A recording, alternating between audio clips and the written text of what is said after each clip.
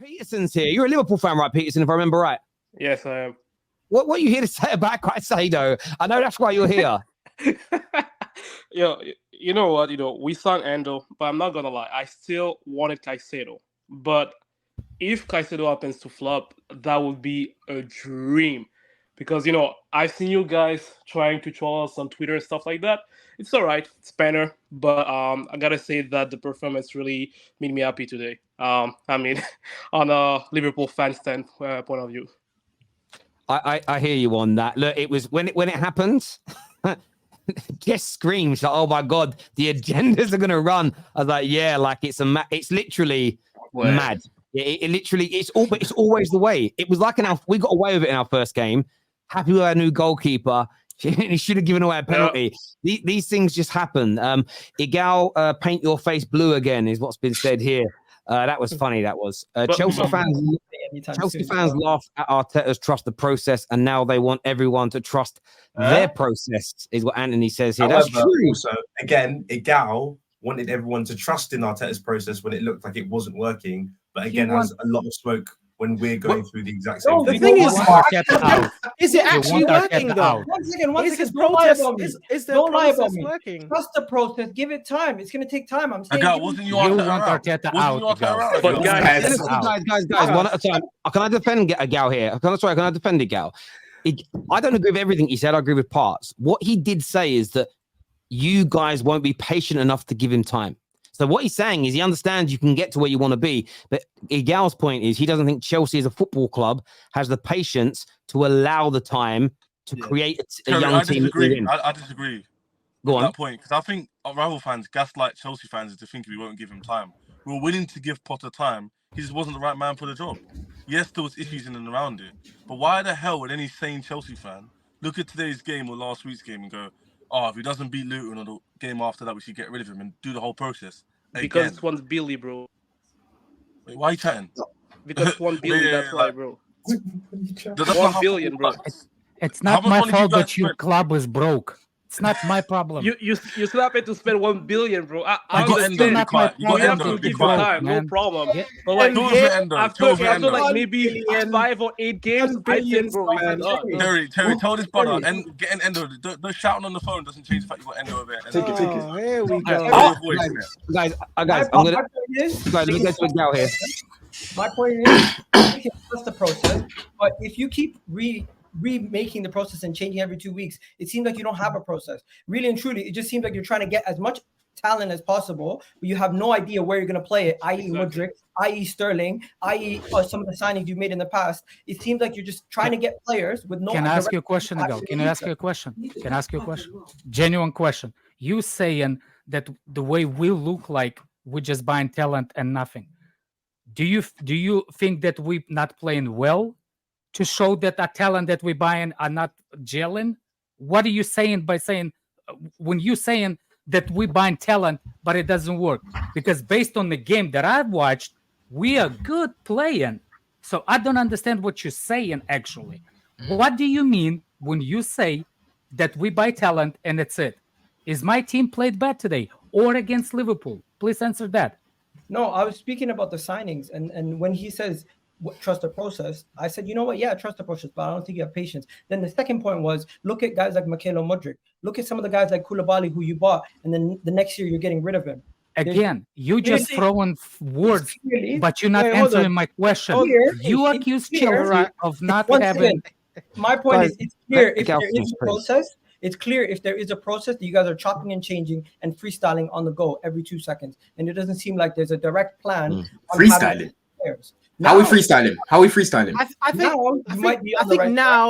I think now there is a process in place, because last season, I agree with you, it was scattergun, signing this man, that man, it was awful. But now you can see that now they are looking to sign. You almost signed Tyler Adams. I don't really know. knows this. You man letting it go. But you almost signed I'm just saying. But what's wrong with Tyler Adams though? No, my point is, it doesn't seem like you have a direct plan. It doesn't seem like you have a direct plan. Direct plan. Miguel, how have we not got a direct plan with our recruitment? I'm very confused by that statement. How have we not got a direct plan with that recruitment? You have one plan: the age. But when it comes to who you're recruiting and the range of people you've been recruiting over the last tenure, the last couple of years, it's been all over the place. We can't lie. Facts. I think you are lying because my problem is why you link with Tell Adams because we need a DM. Is he not DM? Guys, can I ask a quick? So, guys, what I want to do, just interesting. I want to go to Steve. Steve is a Newcastle fan, so he's relatively neutral to this. Yeah. On that particular point, do you agree with Miguel or the Chelsea fans? Do you think Chelsea have a plan of action, or do you think it's a little bit wishy-washy? Is essentially what Miguel is saying? I think it's far too small of a sample size to jump to conclusions. That's what I think. I think they're a work in progress. Maybe Pochettino will last the whole season. Maybe he won't. We don't know. If he's as bad as Potter, will he make it? Will he won't? I don't know. I'm not here to really talk about that. I just wanted to make the point. I think it is definitely concerning the fact that I'm seeing some of Pochettino's tendencies while he was at Paris Saint-Germain, his last job. I saw the same exact things in away performances against teams like Stade Rennais, teams like Lyon. Teams not the tip top. Never mind Monaco. Monaco smashed them a few times under Pochettino. I'm not saying he's a bad manager, but I am seeing some of these tendencies creeping in. I thought that they changed the way they played a bit. They just started hoofing at one point. I did not notice that their man of the match, Naif Aghed, was sent off. I honestly, I feel like I'm in the Matrix, bro. That game, that performance, West Ham were actually excellent. I don't know if the statistics back it up to a T, but I felt like they won the more 50-50s. I felt like they got stuck in a bit more. I felt like they were more organized and committed. And I think that guys like Edson Alvarez also, to be fair, I'm not huge on him. I think he's decent. But I thought that he made a difference, as well. So I think they really did. They proved a big point, West Ham, that they can. That's not true. I would say the game is very incorrect. Once again, I'd say you literally said it yourself. It's way too small a sample size. Exactly, but I'm just judging the game. That was all. It's one game. Yeah. If you judge Pep on a bad game, then you could call Pep an awful. I'm not saying Pochettino's bad. I'm not saying. But I'm saying again. I feel like for a second game, I feel like people are talking way too much. I feel like from. But I'm sides. not. No, I'm not saying you in particular. I'm just branching off of the point of saying like I feel like everyone's talking a bit too much. I feel like 2 games is just too soon. You're doing too much, bro. After 5, 6. I look, have a go, but it's interesting. I want to go some more of these super chats here. This one says Chelsea had 70% possession, but 60% was just between the defenders, leaving 2 in midfield against 5 West Ham players. The back 3 just slow build-up play. What Blaze believes Very good here. point. I said that in the first half, Terry. Like we weren't moving the ball quick enough. We weren't moving the ball quick enough. Thiago Silva is the one. Yeah, Sterling was the best player on the pitch. None of these Chelsea panelists will admit it. His acceleration was immense. I mean, when he dribbled for those 4 players, he was class. I thought it was class today. I think if you had 3 or 4 more players on his level today, you win. For Arsenal fans, remember it's deja vu. London Derby lost 3-1 in 2016. Chelsea will win the league, is what RK believes here. RK's on it. Arsenal will finish 7th. The first top 6 manager to be fired is Arteta. RK's going in. I think that's Igal. I think you've triggered him. Thank you, RK. Igal is such an embarrassment to us Arsenal fans. Really annoying but entertaining. So I get why you have him on. Listen, do you know, Frank? Listen, two things I will say to that. One, you should never feel any embarrassment for somebody that shares a similarity to you. So whether it's they support the same football team, from the same town as you, same hair color as you, in some regards, even got the same surname as you. Like, I don't ever judge myself that way. Does that make sense? Secondly, I have a gal here because he has strong opinions, not good, bad, or indifferent. Some are really good, some I think are bad. Same as he thinks that about mine, but he's willing to say what he thinks. That is what gets you on the football terrace. I like opinions. But Frank, I appreciate the super chat, brother. Thank you. Can I add something, Terry? Yes, Kushkan Peterson. Okay, thank you. I just want to add something about what our brother in Grace said earlier. The issue is that the reason we're so fast to talk, first of all, it's banner. Obviously, no other rivals want to see like Chelsea winning. That's for sure because they have too much money if they have the power to come back. Obviously, we don't want that to happen. But the thing is that when we compare the team that you guys have had maybe 2 years ago and what you have today, us fans were looking at this with, okay, damn, that's 2 games already. They have not won a single game.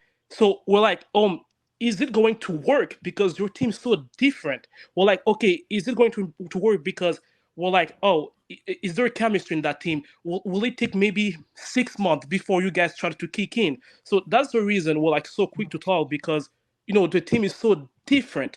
And the big question is that, is it going to work? Is Poch going to make it work? So that's the big question right now. I think the Poch question makes sense. I think why Chelsea are getting stick today is because Chelsea, and this is all fair, the banter element. Yeah. Chelsea fans were getting up at 3 a.m. to make comps on Kai Havertz after a skills challenge. They're talking 008 because of preseason games for Mount. And Liverpool fans clearly they've already got an axe to grind with your club because of historical games and everything else. But you just took their 2 number 1 targets away. So, of course, when Chelsea lost their first game to a smaller team, you were going to get Gooners, United fans. Maybe United fans were a little timid today after losing, and especially Liverpool fans. And I think if it hadn't been Caicedo that gave that penalty away, I think Liverpool fans would be less so. But it's just the story. Sometimes it happens, you guys know what's going to happen if Mason. Mason Mount scores a winner against you at Stamford Bridge. You know exactly what that stream is going to be like. Like you know the way it would go. Could I ask? I feel like because I don't have Twitter. Let me just try and get through a few more of these super chats here. Sorry, boys. Dammy here says it will be funny if Arsenal lose tomorrow. It would be. It would be an egoism. I promise you one. Okay, I've already done that one here. Thank you, bro. Somebody if they lose, we will be there. I will be there. We'll be there. I'm leaving with something. Chelsea fans saying you can't judge us after 2 games, yet jumped on Havertz after 20-minute cameo, saying Igal is being disingenuous. Lol. Glass. There's a difference. There's a difference. There's a difference. You can't. No. There is a difference. You're allowed to comment on what you've seen. But what you're not gonna do is discredit the performances that you're seeing from Chelsea right now. Yes, in front of goal we weren't great, but for you to come out and start talking like we were playing like playing like United, we're not gonna have that. We're not gonna have that. Hang on a minute. How many points do you want? How many points we on? You're on 1 point. We're on 3. Do one. To be fair, I'm seeing the same underlining issues though with your attack. That's my point. Yeah, listen, you didn't watch the game. How do you say that you didn't watch the game? Bro, I watched the game. How do you know I didn't watch the game?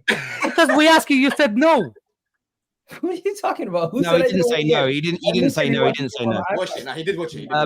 This super chat here says, why can't Igal carry this energy for everyone else in the top 6? Always wants to go for the low-hanging fruit with the team in transition. It's so tired.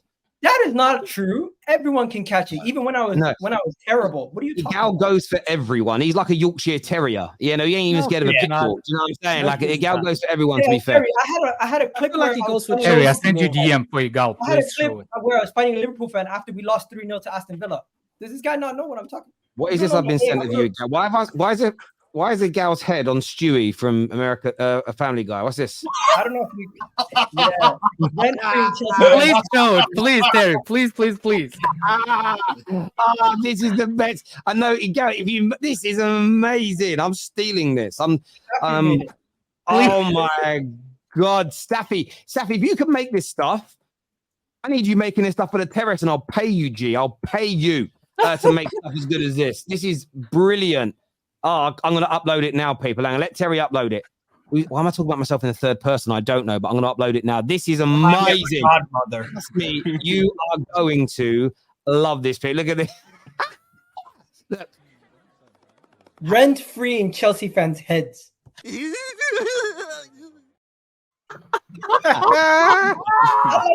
like it. It's a thing of beauty. Well done, Staffy. Conte won more trophies than Arteta. The Arteta is what RK says.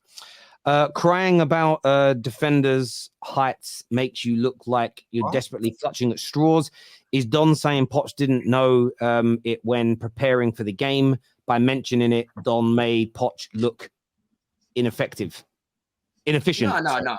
Listen, Poch would have known about it. Obviously, we had Disasi. I'm not saying Levi Cole was like 5'8". I'm not saying that. But what I'm saying is West Ham, one of their biggest strengths is their height, which is why they're a big problem from set pieces and which is why when it comes to low block, it's very difficult to break them down. So I'm just pointing out that West Ham have a very Don, they defended really well, West Ham, today. I thought that they were consistently, again, winning the duels in the air, on the ground, especially towards the last 10 minutes of that game. You saw slide tackles coming in.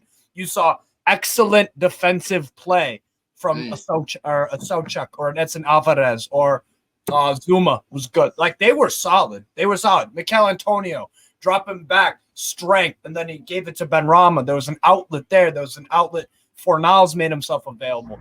They played a very, very good game. Not beautiful football, but effective. And for me, my one big issue that I would take out of for you guys is I don't think you guys have enough gamblers that will go for it in the box. I thought Sterling had a good game. Thank you. Driving into the box, driving, time and time again. I think Modric could do. Chilwell could do that. He did it.